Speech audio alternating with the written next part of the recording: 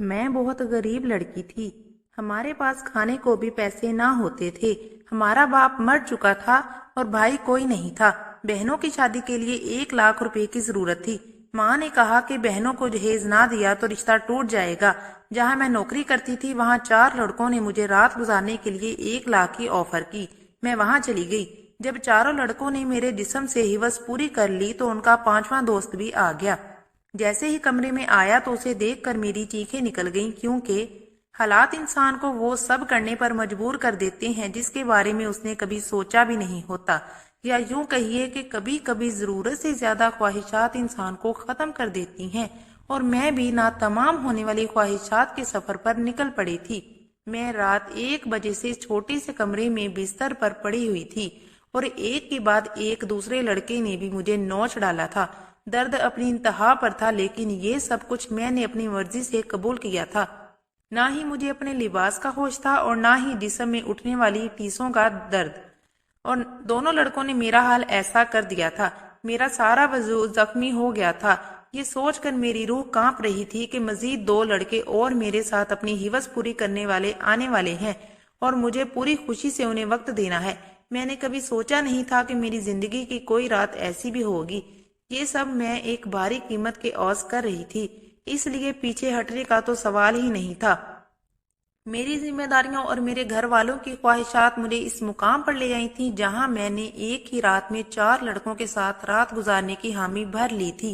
आम हालात में तो किसी लड़की के लिए ऐसा सोचना भी मुमकिन नहीं, लेकिन मैं जिस जगह खड़ी थी वहां मुझे ये फैसला करने में ज्यादा वक्त नहीं लगा था।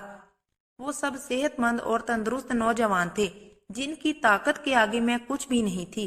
बिस्तर तक आने वाले दोनों नौजवानों ने ही लम्हों में मुझे काबू करके अपनी पूरी तरह हिवस का निशाना बना लिया। ये पहली दफा था जब मैं किसी मर्द के लम्स से आशना हुई थी। दूसरे लड़के के निकलते ही तीसरा लड़का भी कमरे में चला आया। मैंने एक गहरी सांस खारिज की। मैं थोड़ा वक्त चाहती थी, लेकिन वो कहने लगा इतना वक्त नहीं है, बाहर उसके और भी दोस्त इंतजार में बैठे हैं। उसकी बात सुनकर मेरी आंखों से आंसू बह निकले। वो फौरन ही मेरे पास चला आया और मेरे आंसुओं को नजरअंदाज करता अपनी शिद्दतें मुझ पर बखेरने लगा। मेरे वजूद में तो बर्दाश्त की सख्त खत्म हो रही थी।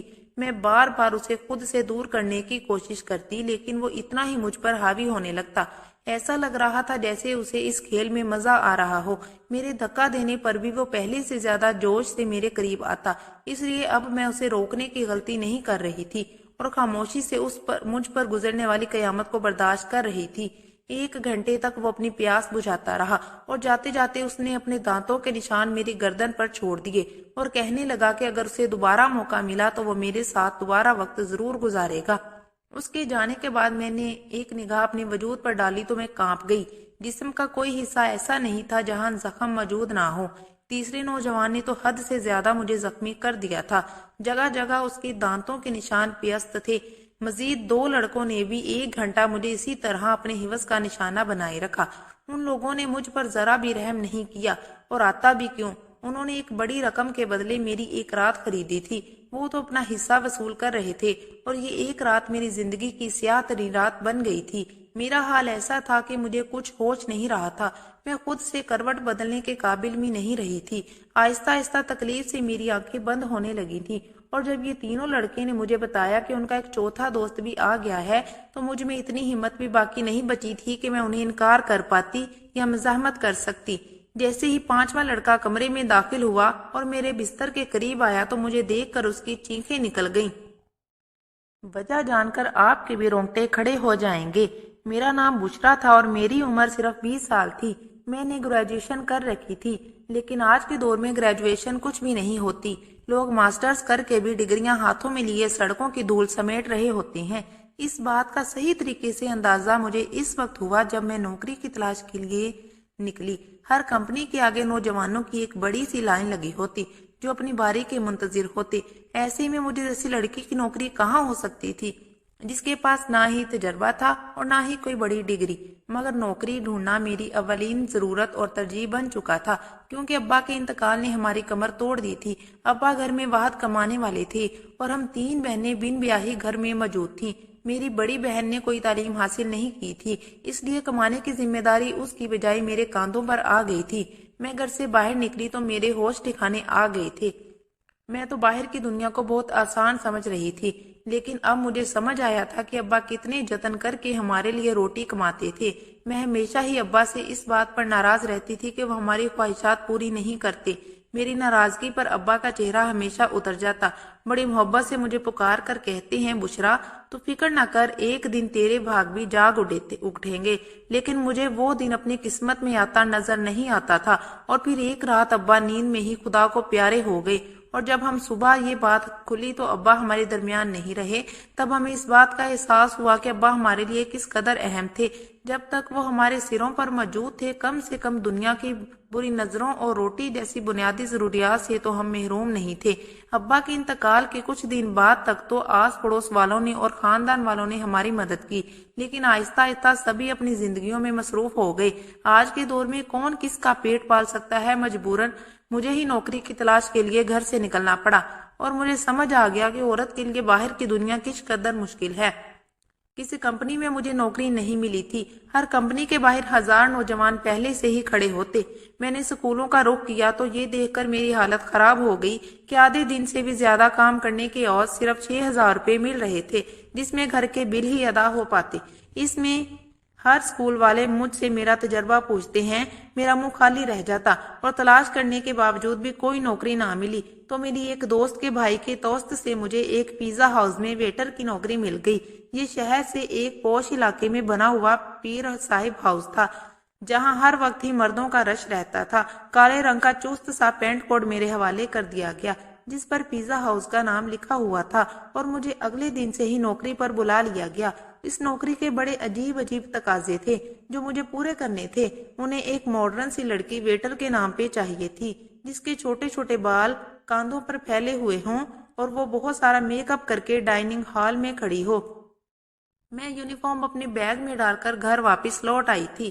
میں ابھی تک فیصلہ نہیں کر پائی تھی کہ مجھے یہ نوکری کرنی ہے یا نہیں، کیونکہ یہ میرے لیے ایک بہت ہی مشکل کام تھا۔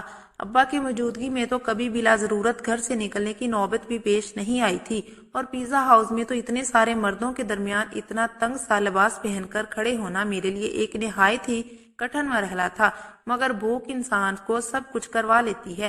میں وہاں سے گھر واپس آئی تو میری ماں دروازے پر کھڑی پریشان مجھے دیکھ کر ان کی آنکھوں میں آنسو آنے لگے۔ میں نے اماں سے کہا کہ عدت کے دنوں میں وہ دروازے تک کیوں چلی آئیں، تو اماں روتے ہوئے کہنے لگیں کہ بیٹا، بجلی کے میٹر والے آئے تھے، انہوں نے ہماری بجلی کاٹ دی ہے۔ اماں کی بات سن کر میرا دل تھک سا بیٹھ گیا۔ گرمی زوروں پر تھی، اور ایسے میں بغیر بجلی کے گزارا کرنا بہت ہی مشکل تھا۔ پچھلے 3 مہینے سے ہم بل ادا نہیں کر پائے تھے، اور شاید اسی لیے ہماری بجلی کاٹ دی گئی تھی۔ اماں کے آنسوؤں نے میرے فیصلے کو بہت آسان کر دیا تھا۔ میں نے اماں کو گلے لگایا اور انہیں بتایا کہ مجھے ایک اچھی نوکری کی جگہ مل گئی ہے اور کل سے مجھے نوکری پر جانا ہے۔ اماں نے میرے سر پر ہاتھ رکھ کر کہا کہ اب تم ہی میرا بازو ہو اور تمہیں ہی اپنی بہنوں کی شادیاں بھی کرنی ہیں۔ اماں نے بھاری ذمہ داری میرے کندھے پہ ڈال دی، اور میں سوچ رہی تھی کہ میں یہ ذمہ داری کیسے نبھاؤں گی، لیکن مجھے یہ فرض نبھانا تھا۔ اماں پوچھ رہی تھی کہ مجھے نوکری کہاں ملی ہے، لیکن میں انہیں بتانا نہیں چاہتی تھی کہ مجھے کہاں نوکری ملی ہے، اس لیے میں نے اماں سے کہہ دیا کہ ایک بڑی سی کمپنی میں ایک اچھی نوکری مل گئی ہے۔ میری نوکری کا وقت دوپہر 3 سے رات 11 بجے تک ہے، اور یہ بات میں نے بڑی مشکل سے اماں کو بتائی تھی۔ میری نوکری کا وقت جان کر اماں حیرت سے میری طرف دیکھنے لگیں۔ یہ کون سی کمپنی ہے جہاں دوپہر 3 بجے بلایا گیا ہے؟ میں نے جھوٹ کہہ دیا کہ یہ ایک ملٹی نیشنل کمپنی ہے جو 24 گھنٹے چلتی ہے۔ اس وقت ہمیں پیسوں کی اتنی ضرورت تھی کہ اماں نے مزید سوالات کرنے کی بجائے مجھے ترقی کی دعا دی، اور اگلی دوپہر 2 بجے ہی پیزا ہاؤس کے لیے میں روانہ ہو گئی۔ مجھے کیا خبر تھی کہ یہاں سے میری قسمت مجھے کہاں لے جانے والی ہے۔ میں نے اپنا یونیفارم پیزا ہاؤس میں آ کر تبدیل کیا۔ مینیجر نے مجھے پیزا ہاؤس کے دروازے کے قریب ہی کھڑا کر دیا اور کہنے لگا کہ آج تمہارا پہلا دن ہے، اس لیے تم ہر آتے جاتے کو ادب سے ویلکم کرو گی، اور ساتھ ہی مجھے ڈانٹ کر کہا کہ یہ کیسے منہ اٹھا کر آ گئی ہو، جاؤ پہلے میک اپ کرو۔ مینیجر کی بات سن کر میں شرمندہ ہو گئی، کیونکہ میرے پاس میک اپ نہیں تھا۔ وہاں موجود ایک دوسری لڑکی سے اپنے میک اپ سے اس نے سرخی لگائی اور بڑی تیزی سے میرے چہرے پر اپنا ہاتھ چلا رہی تھی۔ اس کے بعد جب میں نے آئینے میں خود کو دیکھا تو میں حیران رہ گئی۔ مجھے معلوم تھا کہ میں خوبصورت ہوں اور میرا رنگ بھی بہت صاف ہے، لیکن تھوڑے سے میک اپ کے بعد ہی میں پوری طرح نکھر گئی تھی۔ मैं खुद को आईने में देख रही थी और जब वो लड़की कहने लगी कि ये लोग खूबसूरत देख कर ही यहाँ रखते हैं, वरना काम करने को तो बहुत से लोग मिल जाते हैं, मैं जान गई थी कि ये नौकरी मुझे मेरी काबिलियत की वजह से नहीं बल्कि खूबसूरत की वजह से मिली है। नौकरी का ये पहला दिन मेरे लिए बहुत ही भारी था। मैं 3 बजे से दरवाजे पर खड़ी आने जाने वाले मर्दों और औरतों को वेलकम कह रही थी। यहाँ औरतों की तादाद कम आती थी, ज्यादातर मर्द ही आ रहे थे। रात गए तक मेरे पैरों में बहुत ज्यादा दर्द हो चुका था और अभी मुझे वापस बसों के धक्के खाते हुए घर भी पहुंचना था। 12-1 के करीब मैं घर पहुंची थी। अम्मा मेरे इंतजार में जाग रही थी। मैंने अम्मा के साथ बैठकर खाना खाया और फौरन ही बिस्तर पर लेट गई। मुझे अम्मा की बहुत याद आ रही थी। अब्बा मेरे सबसे ज्यादा नखरे उठाया करते थे, फिर भी मैं हमेशा उनसे किसी न किसी बात पर रूठ जाती थी। पैरों की तकलीफ से तड़पते तड़पते कब मुझे नींद लग गई पता ही नहीं चला। अगले दिन मैं भी दोपहर के 2 बजे घर से निकल गई। आज मुझे दरवाजे के पास खड़ा नहीं किया गया था, बल्कि एक ऑर्डर लेने का काम दिया गया था। ये काम मुझे थोड़ा सा आसान लगा और फिर कुछ ही देर में अंदाजा हो गया कि ये काम बिल्कुल भी आसान नहीं था। मैं जिसके पास भी ऑर्डर लेने के लिए जाती, उनमें अक्सर मर्द मुझे सर से पांव तक देखते और मुस्कुराते। बदले में मुझे भी मुस्कुराहट का तबादला करना पड़ता, क्योंकि ये मेरी नौकरी का तकाजा था।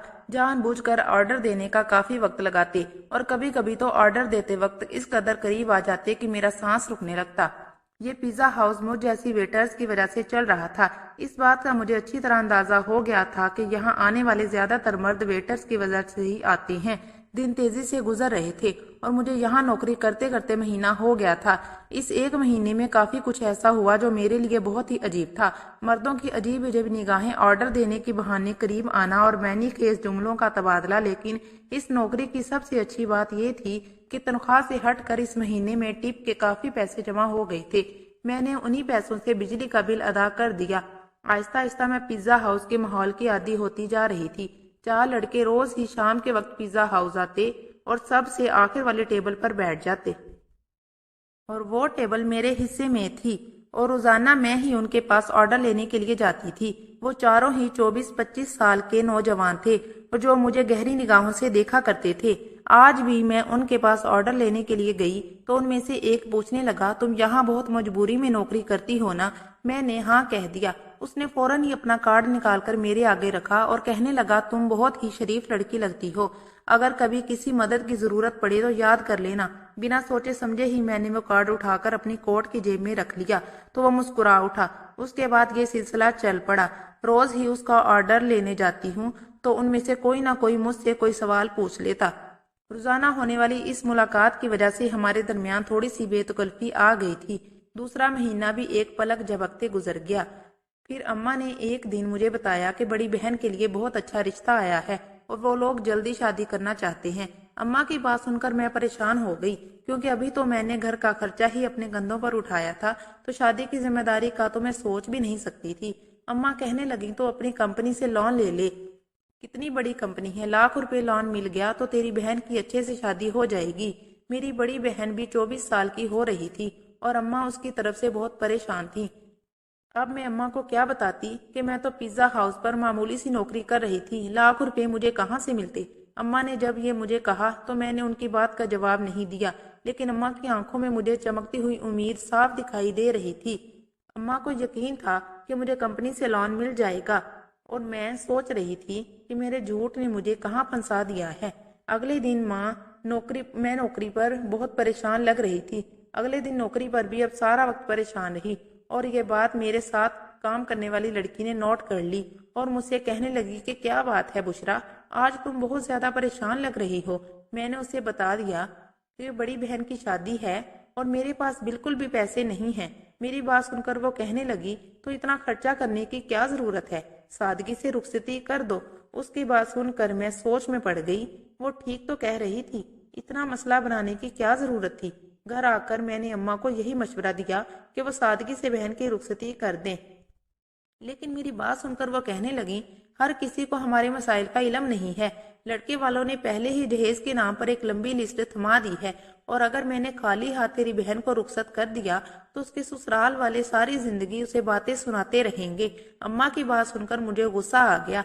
मैंने कहा कि ऐसी जगह बाजी की शादी करने की जरूरत ही क्या है। मेरी बात सुनकर अम्मा नाराज हो गईं और कहने लगी, अल्लाह अल्लाह करके तेरी बहन का एक अच्छी जगह से रिश्ता आया है तो उसमें भी नुक्स निकाल रही है। अगर आज तेरा बाप जिंदा होता तो मुझे तेरी मिन्नत ना करनी पड़ती, वो खुद ही अपनी बेटी के लिए कैसा भी करके रकम जमा कर लेता। अम्मा की आंखों में आंसू आ गए थे और उनकी बात ने मेरा दिल भी दुखा दिया। वो ठीक ही कह रही थी कि अगर अब्बा जिंदा होते तो वो किसी भी तरह पैसे जमा कर लेते। मैंने अम्मा को गले लगाया और उनसे वादा किया कि मैं जल्द ही पैसों का इंतजाम कर लूंगी। मैं खुद भी नहीं जानती थी कि इतने सारे पैसे मुझे कहाँ से मिलेंगे। बाप का साया वाकई औलाद के लिए बहुत बड़ी नेमत होता है। वो अपनी जान पर खेल कर भी औलाद को जिंदगी के साथ सुख देता है, और मेरे लिए अपनी बाप की जगह लेना बहुत मुश्किल था। दिन यूं ही परेशानी के आलम में गुजर रहे थे तो मैंने पिज्जा हाउस के मैनेजर से पैसों की बात की थी, लेकिन मेरी बात सुनकर जिन नजरों से उसने मुझे देखा था, मैं खुद ही जमीन में गड़ गई थी। लड़के अब भी रोजाना पिज्जा हाउस आते थे और मैं उनका ऑर्डर लेने गई तो उनमें से एक ने कहा, क्या बात है, आज तो आपका चेहरा बिल्कुल ही उतरा हुआ है। उसकी बात सुनकर न जाने क्यों मेरी आंखों में आंसू आ गए थे। वो बार बार इसरार करने लगा कि मैं अपनी परेशानी बताऊं। ना चाहते हुए भी मैंने अपना मसला उसे बता दिया, क्योंकि मुझे भी किसी ऐसे शख्स की तलाश थी जिसके आगे खुलकर अपना दर्द बयान कर सकूं। मेरी बात सुनकर उसके चेहरे पर मुस्कुराहट आ गई और कहने लगा कि इतनी छोटी सी बात के लिए आप इस कदर परेशान हैं। आपको अपना कार्ड इसलिए तो दिया था कि कोई भी परेशानी हो तो आप हमें याद कर लें।